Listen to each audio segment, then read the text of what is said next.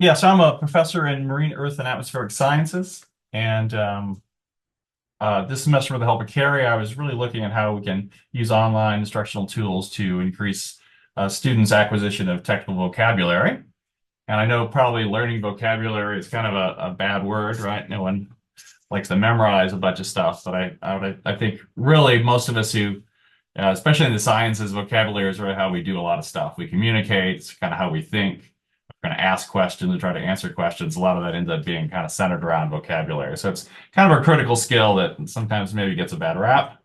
And I really came to this semester. Or last semester, I started developing a course and teaching it the first time this semester, a graduate level course on machine learning in the geosciences. And so I had students in geology and marine science and atmospheric science kind of stepping into a new field, right? It's meant to be kind of an accessible introduction to the topic for them. What I found is I was putting together these lectures, everyone had kind of multiple tabs of just vocabulary even to get started. And so I wanted to explore how I might be able to kind of push some of that online and how I could help them actually learn the vocabulary. And so with Carrie's help, we looked at a couple different things. There is a glossary tool in Moodle, which I didn't know about, but we were, of course, quick to explore as the first thing. And it's pretty straightforward. You can make a main glossary for the page and for your site or course, and then break out sub ones. There are kind of the main features are you can have students upload it, and you could approve these by default. You could allow editing. I think most people would probably turn off duplicate entries. The one that I think is really powerful here, that what I liked was this automatic linking of glossary entries. And they'll show you in a second. If you do that, then anytime you use that term in any other part of the course, it automatically links. All right, so that I think makes it really powerful. The glossary turned out to be a little fancier than I had imagined. I thought maybe it was just going to be a list, but it turns out you can upload images, you can put a video in there, you can do audio files, any number of things. It does have a nice feature where you can match whole words or make it case sensitive. So in something like machine learning, there turns out to be a lot of abbreviations used a lot. And so you can flag those as their own thing. And then, of course, here's just an example. Once you set one of these up, I had a little reflection the very first week of class, asking the students to do something, and I use an abbreviation in there, ML for machine learning. Well, if they don't know what machine learning is, they can just click on it. It'll come up, it'll give them the definition. If I use an AI in that, well, that's also linked. So they can kind of chain their way through it.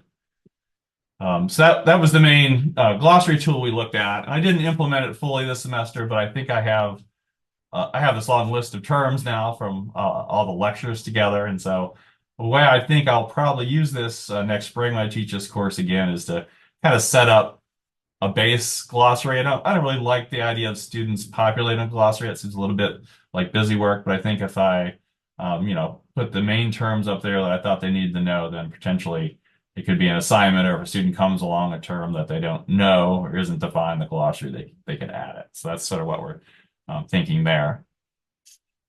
The other tool that we looked at a little bit was Perusal. It seems to be very popular these days.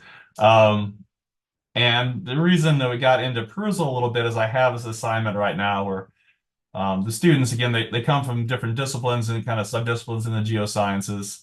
And so each kind of little topic we covered, one of their assignments is to go out and try to find a paper in their field or their subfield that might use this technique.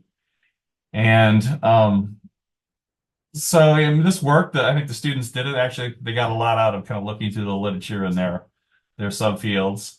But the way I set it up was one of my worst instructional decisions ever. I set up it as assignments. So they would upload these things, and then I had to go in and kind of copy these PDFs into folders where they could access them. So it turned out to be kind of cumbersome, and it didn't really support a lot of interaction. It was kind of difficult for the students to go in and kind of leaf through the papers unless they downloaded them. And so one option here, I think, moving forward, would be to have students upload the papers into Perusal. They could then do something like use hashtags.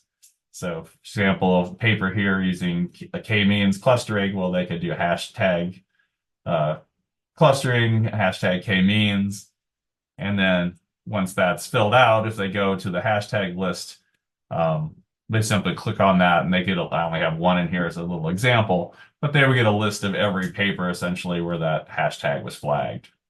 And then, of course, if they were to follow this link, that would take them to the paper, and that point in that paper, that method was used. And so I think that'll be a really useful addition and kind of an easier way to manage things than this kind of cumbersome file system that I came up with this semester. Yeah, so that's it.